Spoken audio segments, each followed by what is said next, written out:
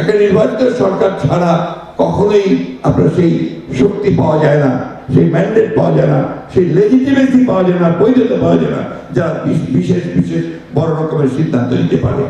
এমনকি এই সংস্কারগুলোকে যদি আপনার কনস্টিটিউশনে নিতে হয়, কনস্টিটিউশন সংস্কার, সেটার জন্য তো আমরা একটা পার্লামেন্ট লাগবে। সুতরাং নির্বাচন প্রয়োজন, সেই জন্যই হয়তো যত দ্রুত হয় ততই দেশের সংকট দ্রুত কাটবে, রাজনৈতিক সংকটগুলো মোকাবেলা করা সম্ভব হবে, অর্থনৈতিক সংকটগুলো মোকাবেলা করা সম্ভব হবে।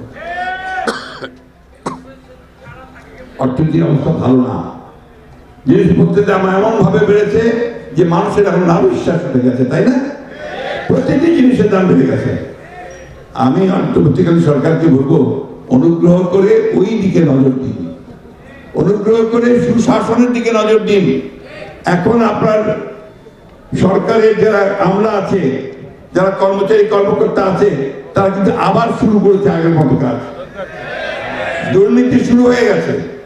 দয়া করে এই দুর্নীতি যেন না হয় সেই দিকে আপনারা লক্ষ্য দিন। আপনারা যেন সুশাসন দিতে পারেন সেই দিকে নজর দিন। পুলিশ যেন ভালো কাজ করে, আমলারা যেন ভালো কাজ করে সেই দিকে নজর দিন। বিশ্ববিদ্যালয়গুলোকে, শিক্ষা প্রতিষ্ঠানগুলোকে ঠিকমতো চালু করার চেষ্টা করুন। এই কাজগুলো করা দরকার।